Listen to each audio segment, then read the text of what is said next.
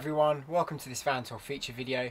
Today I'll be going through the double swivel passenger seat which we've installed into this Mercedes Sprinter conversion called Stacia. I'll show you the features and then show you how it works.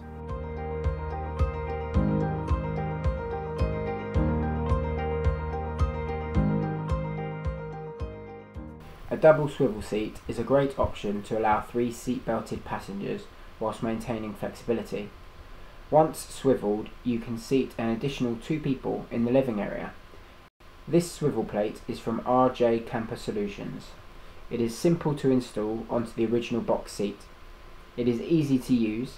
Simply unscrew 8 bolts to allow the 2 plates to move over one another. Then refasten them in the new position to fix the seat securely.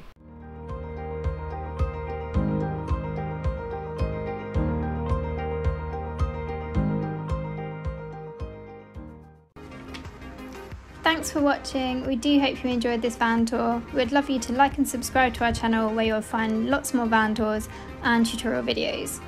If you're interested in your own van conversion, do get in touch. Thanks again for your support.